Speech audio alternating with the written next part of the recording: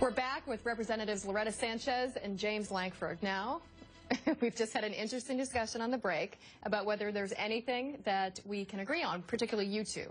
So I'll leave it to you. Is there anything that you two can agree on? There are some issues we were talking about during the break, obviously. If the website is not fixed by December the 15th, we have to have some solutions in place, some extensions, something to have, because we have 5 million people that will be without insurance coming January 1st. Cancer patients, diabetes, people going in for treatment that currently have insurance through their employer or the individual market that are getting cancellation notice they don't have it. If there's not a way to get insurance through the exchanges, we better have some sort of extension starting January the 1 in some way to be able to protect them.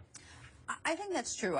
I believe that the website is probably the #1 way for some of these people to sign up. So if we can't get that right, then we would probably look at extensions. Or we might say, okay, well, we're going to have to do more one-on-one type of stuff.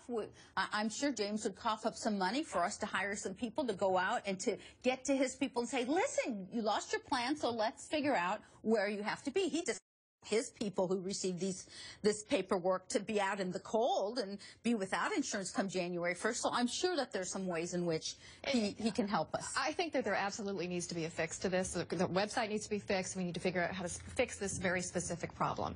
But I want to throw a different question onto the table. Do we think that we can work out the politics? Because politics have been very difficult between getting things through Congress, both the House and the Senate, to fix this particular problem, or do you think there'll be some overreaching on Obamacare? I think it's going to be incredibly difficult to fix. The politics of this have been bad for 4 years now.